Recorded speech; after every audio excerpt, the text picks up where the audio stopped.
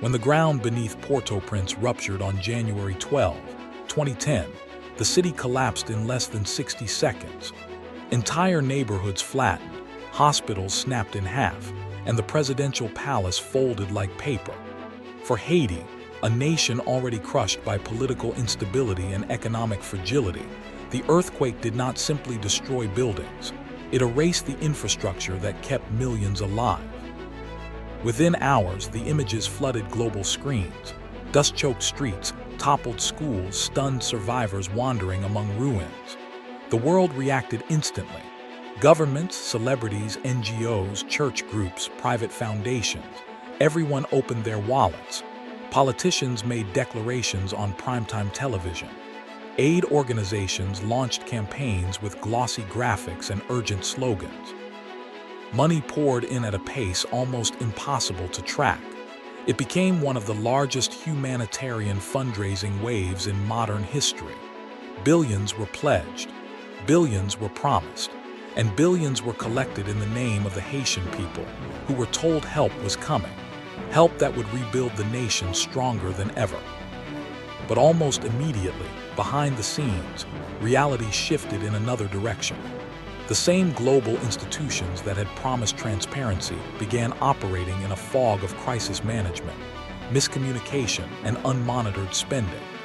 Funds were distributed not according to Haitian needs, but according to the interests of outside contractors, foreign agencies, and administrators thousands of miles away.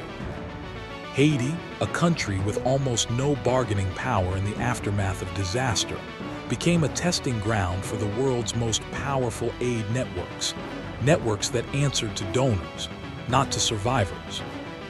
In Washington and Geneva, high-level coordination meetings framed the disaster as a historic opportunity to reshape Haiti from the ground up. Consultants drafted reports outlining development visions and strategic frameworks. They spoke about modernizing ports, reorganizing government ministries, and using the tragedy as a catalyst for sweeping reforms. On paper, it sounded transformative. In practice, none of it reflected the voices of the Haitian population living in camps of plastic tarps and scrap metal. The reconstruction narrative quickly became an export product, designed abroad, sold at conferences, and funded by governments hoping to display moral leadership. As billions flowed into organizational accounts, the streets of Port-au-Prince told a different story. Families slept in tents that leaked during every rainfall. Clean water remained scarce. Disease spread in overcrowded camps. The humanitarian system, swollen with resources, moved slowly. Each decision passed through layers of bureaucracy, consultants, and foreign oversight. Every project required international approval. Haiti was transformed into a marketplace of competing organizations, each with its own agenda, its own branding, and its own claim to the donations pouring across international borders. The imbalance grew wider as the months passed. Many organizations that had raised enormous sums produced very little in the way of concrete results. Emergency shelters never materialized. Schools remained rubble. Housing projects that promised thousands of new homes delivered only a handful. In many cases, the money simply circulated within the aid industry. Salaries, overhead, logistics, reports, evaluations, headquarters expenses. Haiti became the backdrop for a global machine that consumed funding faster than it produced solutions. Some of the most recognizable charities on earth became symbols of this disconnect. They appeared constantly on television screens during the fundraising surge, footage of volunteers, emotional appeals, stirring music. But on the ground in Haiti, their presence was sparse. Investigations years later would reveal a pattern. The organizations were excellent at raising money, but catastrophically ineffective at using it. Tens of millions sat untouched in bank accounts long after the emergency phase had ended. Hundreds of millions were allocated to programs that never gained traction. Contractors with no experience in Haiti won enormous deals through back-channel agreements and political connections. The Haitian government, already weakened by decades of external influence, found itself sidelined entirely. Reconstruction was outsourced. The flow of money through international groups created a parallel system that bypassed Haitian institutions. Decisions about Haiti's future were made in air-conditioned offices in New York, Washington, and Europe by people who rarely set foot in the neighborhoods they were supposedly rebuilding. Meanwhile, Haitian engineers, architects, and planners, those who best understood the terrain and needs, were largely excluded from the process. As desperation deepened in the tent cities, another crisis erupted. A UN peacekeeping camp, located near a major river, inadvertently introduced cholera into the country, something Haiti had not suffered in more than a century. The disease spread with terrifying speed. Contaminated water systems and poor sanitation turned the outbreak into one of the worst in modern history. While billions in international aid sat unspent or misallocated, Haitians battled a deadly epidemic that killed more than 10,000 people and sickened hundreds of thousands more. The humanitarian narrative cracked. Behind the public messaging, internal reports revealed growing panic, logistics failures, incompetence, mismanagement, money flowing in, but not to the places it was needed. Experts within the system acknowledged the truth quietly. The world had raised more money for Haiti than it knew how to use. By the one-year anniversary of the earthquake, global donors celebrated their generosity, but the country still looked like a disaster zone. Entire neighborhoods remained untouched since the day the earth shook. Debris piles were as tall as houses. Survivors continued to live under tarps that disintegrated in the sun. Rebuilding had not stalled, it had barely begun. Yet the most disturbing revelations had not emerged. Those would surface years later. Internal audits, leaked memos, whistleblower accounts, and investigations showing that some of the world's most trusted humanitarian organizations had mishandled staggering amounts of money. Money given by ordinary people who believed they were helping Haiti rise from the ashes. Part 1 ends here, at the point where the public image of global compassion begins to fracture, revealing the deeper story. A system that raised billions in the name of Haiti, yet left the nation with almost nothing to show for it. As the months passed after the earthquake, the gap between public perception and on-the-ground reality widened into a chasm. To international donors, the relief mission seemed like a historic act of compassion. To the people of Haiti, it increasingly resembled abandonment dressed in humanitarian language. Billions continued to sit in organizational reserve accounts, as if waiting for a perfect moment that never came. Reconstruction plans shifted weekly, then monthly, eventually becoming little more than theoretical exercises drafted by consultants who rotated through Port-au-Prince for brief site visits before returning to comfortable conference rooms abroad. Meanwhile, the Haitian capital remained blanketed in dust and broken concrete. The tent cities hardened into permanent settlements, rows of flimsy structures stretching across golf courses, schoolyards, parking lots, and every open field. What had been sold as temporary emergency shelters became long-term prisons of tarpaulin and rusted poles. The international community had promised rapid rehousing, but each proposal collided with bureaucratic restrictions, competing interests, or simple inaction. Entire neighborhoods waited for rebuilding plans that never advanced beyond PowerPoint presentations. Inside major aid agencies, internal reports grew harsher. Staff documented bottlenecks, financial mismanagement, and leadership failures that were kept far from public view. Donations had to be spent according to rules written in distant headquarters, where committees prioritized branding consistency over speed.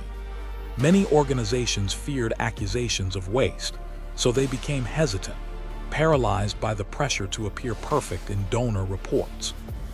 Ironically, this fear of misusing funds resulted in an even worse outcome.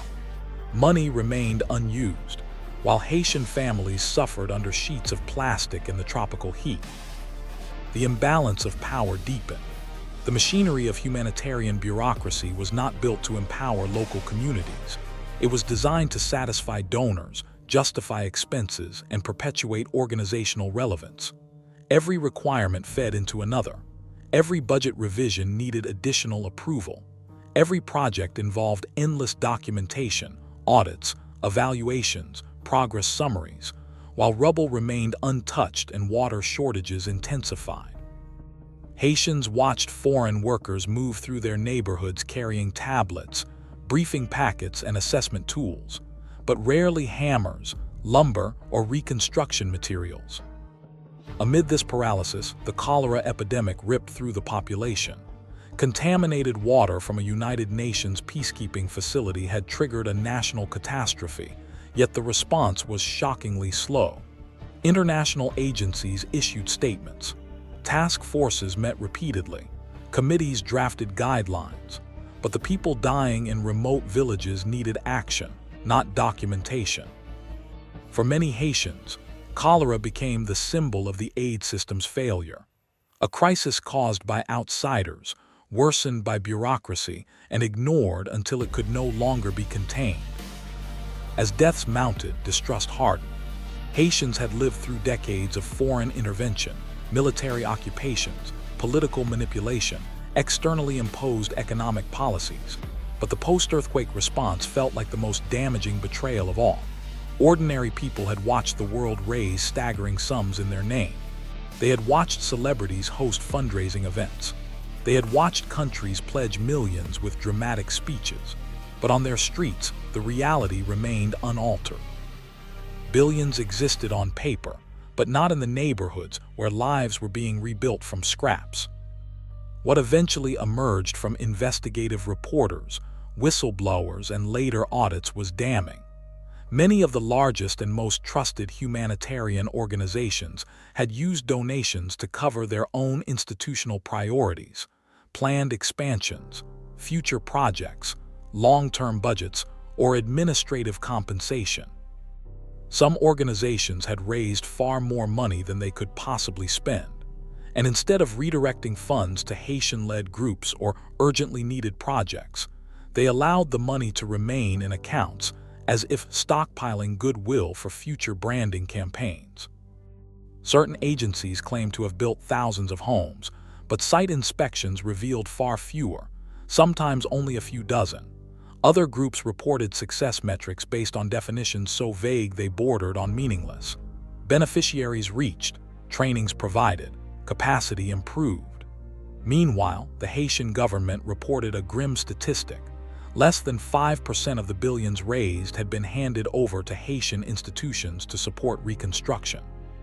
The country receiving the aid had almost no control over how that aid was used. Contractors played an enormous role in the dysfunction. Foreign companies with little experience in Haiti secured huge sums through political connections or aggressive lobbying. Basic tasks, clearing rubble, building temporary structures, restoring water access, were outsourced to firms that operated with minimal oversight. Some charged inflated rates. Others abandoned partially completed projects.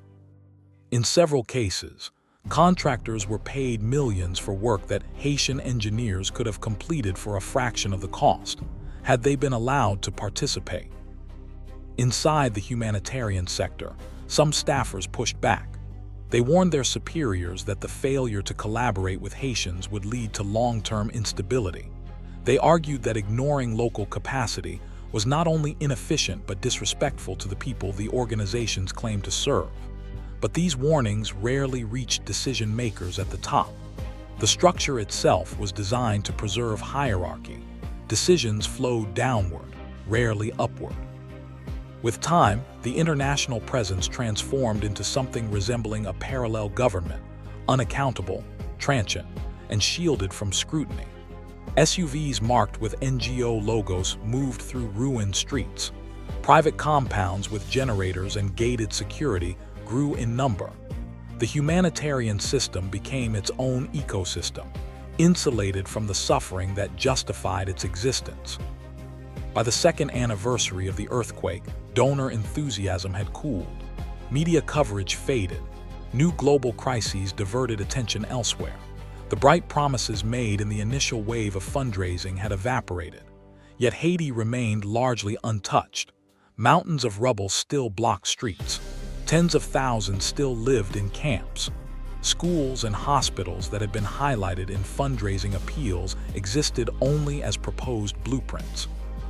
This slow-motion collapse forced even the most powerful organizations to confront a painful truth. Despite having more money than perhaps any humanitarian mission in modern history, they had failed to deliver results that matched the scale of their fundraising. But instead of openly acknowledging mismanagement, many organizations shifted their public messaging. They emphasized complex challenges. They referenced political instability. They highlighted logistical difficulties. The language changed from rebuilding Haiti to supporting long-term development goals, which conveniently required no measurable outcomes. By this point, Haiti had become the ultimate case study in humanitarian dysfunction, an emergency that exposed how the global aid industry could raise billions without knowing how to use them responsibly, transparently, or effectively. Behind the scenes, some insiders feared that if the full truth were revealed, public trust in the entire sector could collapse. What no one realized yet was that the most shocking revelations were still ahead. Years later, independent investigations would uncover internal emails, financial discrepancies, misleading reports, and stunning admissions. These findings would show that Haiti was not just a failure. It was a mirror reflecting the deepest flaws of a system that had built its identity on moral authority. Part 2 ends here, with the global aid machine beginning to fracture, and the first cracks appearing in the polished narrative of humanitarian triumph. For months after the earthquake, Haiti was at the center of global compassion. Everywhere in the world, on TV screens, in charity campaigns, in celebrity fundraisers, the same promise echoed. Help is coming, we will rebuild Haiti. Billions of dollars poured into relief organizations. A tidal wave of generosity. So much money that Haitians believed their country would rise stronger than before. But years later, when investigators returned to the neighborhoods that had suffered the most, they weren't met with reconstruction.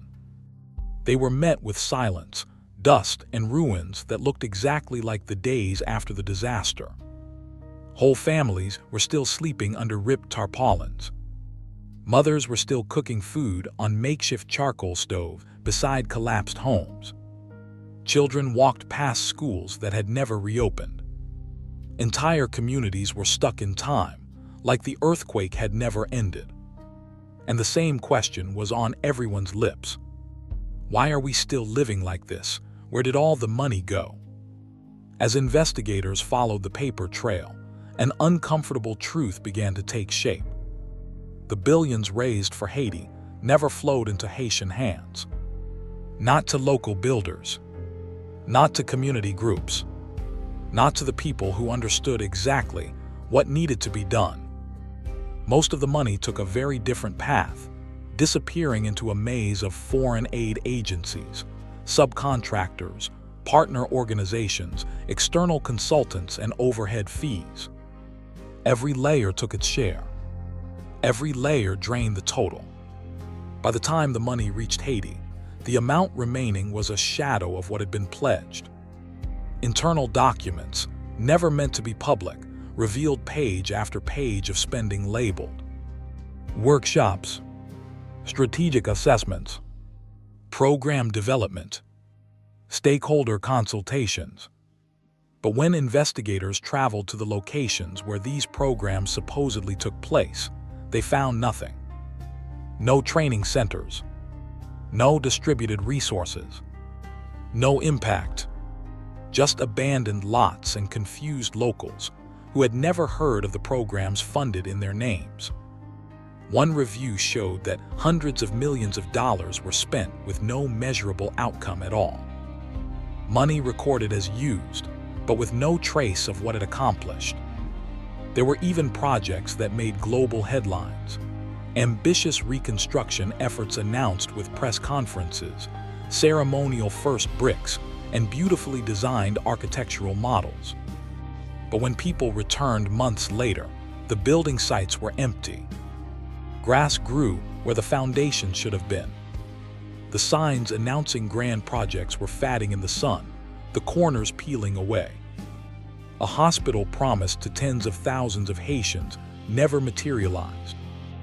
A major housing development, funded heavily by donors, resulted in a tiny handful of houses, some so poorly built they began cracking within weeks. The most painful revelation came when financial data finally leaked. Less than 1% of international aid went directly to Haitian organizations. Everything else went to foreign contractors, foreign NGOs, foreign logistics teams, foreign staff salaries. Millions of dollars were spent on transportation, temporary accommodation, foreign security teams, imported supplies, everything except the Haitian people themselves. The country that desperately needed empowerment was left out of its own recovery. Haitians began to realize that the aid system was not designed to strengthen them. It was designed to run parallel to them. Foreign organizations made decisions without local knowledge. Foreign builders constructed projects without local input. Foreign planners designed solutions that Haitians hadn't asked for and couldn't maintain. What should have been a path toward rebuilding became a cycle of dependency and disappointment. Whispers started spreading not among outsiders, but among Haitians themselves. We were used. They made promises for the cameras. The world helped, but not us. Even some aid workers, frustrated by the bureaucracy, admitted that the system seemed engineered to preserve itself, not to rebuild a nation. By the time the truth surfaced, billions were gone, and Haiti once again was left to fend for itself. A country promised renewal was left standing among the rubble, asking the same painful question. How did so much money disappear and so little reach us? Years after the earthquake, pressure from journalists, whistleblowers, and frustrated aid workers finally forced a closer look at the billions that had vanished into the machinery of global charity. Organizations that once showcased glossy brochures, glowing press releases, and carefully staged photo ops now faced the one thing they had spent years avoiding: accountability. Teams of auditors arrived in Haiti expecting to confirm progress. Instead, they found that nearly everything on paper differed from reality. Reports described operational field centers, but investigators discovered empty lots. Budgets allocated millions for community outreach, but communities said no one had ever visited them. A list of new schools was published, but in the actual villages the buildings did not exist. Some were only piles of concrete blocks, abandoned before construction truly began. Even more troubling were the projects labeled completed. A health center that supposedly served thousands was nothing more than a small prefabricated shack with peeling paint and no medical equipment. A sanitation program praised in international conferences had installed latrines that were already unusable due to incorrect design. A training program for farmers had spent hundreds of thousands, but farmers said not a single person had been trained. The numbers did not match the site visits, and the stories on the ground did not match the official reports. Slowly, the truth emerged. Many of the biggest aid organizations had never been equipped to rebuild an entire country. Their systems were designed for short emergencies, not long-term transformation. Money flowed everywhere except into Haitian institutions, which meant nothing built could survive on its own. Auditors uncovered endless chains of subcontractors. One foreign NGO hired another NGO. That NGO hired a private contractor. The contractor hired a consultant. The consultant hired a local liaison. 5 or 6 layers later, the actual budget available for real construction was only a fraction of the original amount. Yet every layer still reported the full expenditure. Aid turned into accounting. Relief turned into paperwork. The Haitian people turned into data point on spreadsheets meant to impress donors. The deeper investigators looked, the darker the picture became. A fleet of white SUVs purchased with relief funds sat unused behind a warehouse. Shipping containers full of supplies, donated with good intentions, were left to rot on the docks because no one had planned distribution. Millions were spent importing foreign labor while Haitian builders, engineers, and architects begged for work. Internal emails revealed quiet admissions of failure. Some staff admitted that they were pressured to show results, even when none existed. Others confessed that money was spent simply because budgets had to be closed out before the next fiscal year. The system wasn't broken. It worked exactly as it was built. Just not for Haiti. And amid these revelations, voices within Haiti grew louder. Community leaders demanded to know why plans had been made without them. Local engineers pointed to half-finished structures and explained how simple design corrections, ones they had suggested, were ignored. Families living in the camps stated that every year brought promises, but none brought progress. Even some foreign aid workers became whistleblowers, releasing internal files showing that warnings were raised early on, but leadership dismissed them. Any suggestion to give Haitian institutions control was treated as a risk. Yet trusting untested foreign partners, even those with poor track records, was considered acceptable. Haiti had not only been excluded, it had been sidelined. Eventually, the story shifted from mismanagement to something more uncomfortable. The realization that international charity, no matter how well-intentioned, often becomes a mirror of global power. Countries that donated the most dictated how the money was spent. Organizations with the loudest fundraising campaigns dominated the recovery. Every decision traveled through foreign boards, foreign experts, foreign offices thousands of kilometers away. Haiti, the country that had experienced the disaster, had the least control over its own fate. When the final audit summaries circulated, they did not use dramatic language. They spoke in calm, bureaucratic terms: inefficiencies, fragmented oversight, funding inconsistencies. But between those lines was a far more devastating conclusion. The world had raised billions for Haiti, but the world had not rebuilt Haiti. What remained was a nation still scarred by tragedy, still waiting for the recovery that was promised, and still carrying the weight of a system that had failed them repeatedly. Grass now grew over the foundations of abandoned projects. The tarpaulin camps had thinned, but never fully disappeared. Families continued to live beside the ruins of homes that were supposed to be rebuilt. And the people who had watched billions pass through their country without reaching them were left with a profound, lingering question. How many lives could have changed if the money that belonged to Haiti had actually reached Haiti? The earthquake lasted seconds. The aftermath lasted years. But the betrayal, its shadow still stretches across an entire nation.